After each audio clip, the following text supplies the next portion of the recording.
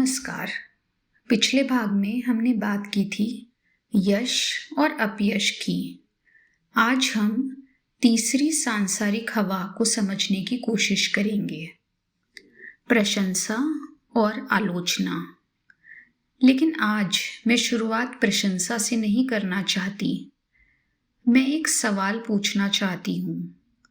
अगर आपके अंदर एक ऐसी जगह हो जो शांत हो, स्थिर हो, जहां आप अपने आप में ठीक महसूस करते हो, तो क्या हर तारीफ और हर आलोचना आपको उतना ही हिला पाएगी? शायद नहीं। और शायद इसीलिए बुद्ध पहले हमें अंदर की शांति से मिलवाते हैं, क्योंकि जब तक मेरी खुशी दूसरों के शब्दों पर टिकी है, तब तक मैं आजाद कैसे हो सकती हूँ?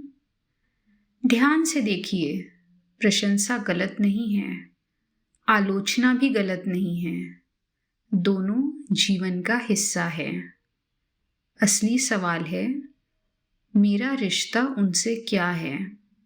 कभी कभी हम सिर्फ तारीफ सुनना नहीं चाहते, हम अपनी पूरी जिंदगी उसके आस पास बना लेते हैं। हम बताते हैं हमने क्या किया, कितनी मेहनत की, कितनी बड़ी अचीवमेंट थी। कभी कभी हम अपनी बात इस उम्मीद से भी रखते हैं कि सामने वाला कहे वाह।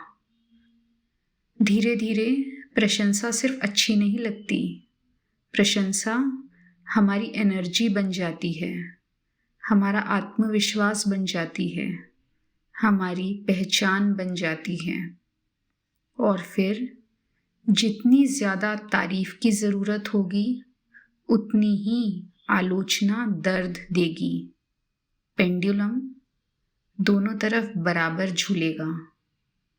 लेकिन आलोचना भी हमेशा उदास नहीं करती। कभी ध्यान दिया है, कभी कभी जैसे ही कोई हमारी आलोचना करता है, हम तुरंत तैयार हो जाते हैं अपना बचाव करने के लिए, साबित करने के लिए कि हम सही है, लड़ने के लिए। कभी कभी आलोचना दुख से ज़्यादा लड़ाई की ऊर्जा दे देती है। एक और बात बहुत दिलचस्प है। सोचिए, अगर कोई ना तारीफ करे, ना आलोचना, कुछ ना कहे, तो कई बार ऐसे लोग हमें बोरिंग लगते हैं, क्योंकि ना उन्होंने हमें ऊपर उठाया, ना नीचे गिराया। हमारे अंदर कुछ हिला ही नहीं। बुद्ध एक बिल्कुल अलग रास्ता दिखाते हैं। ना तारीफ से चिपको, ना आलोचना से लड़ो, बस देखो और एक प्रश्न पूछो, इसमें कितनी सच्चाई है? अगर कोई तारीफ करे और बात सच हो तो धन्यवाद। अगर कोई हमारी गलती बताए और बात सच हो तो उसके लिए भी धन्यवाद।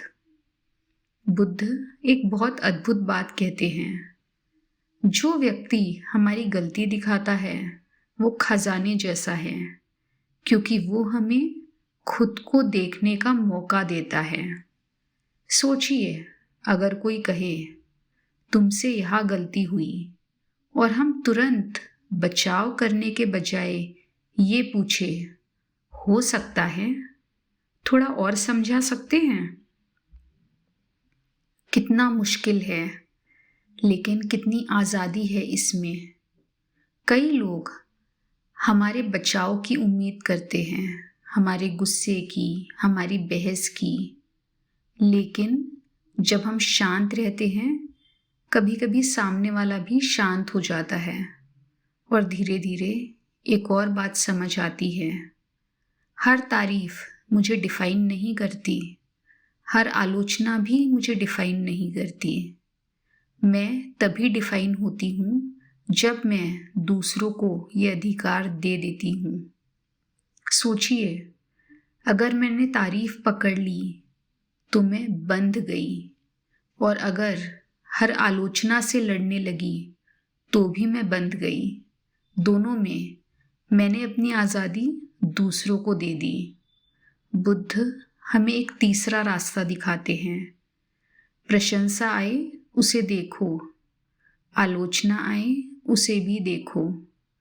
जो सच लगे उससे सीखो, जो सच ना लगे उसे जाने दो, और अपनी शांति किसी और के शब्द पर मत टिकाइए।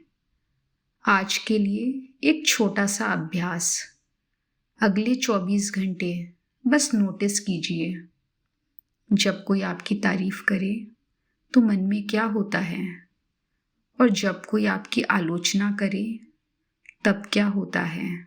शायद यही से समझ की शुरुआत होती है। अगले भाग में हम बात करेंगे सुख और दुख की।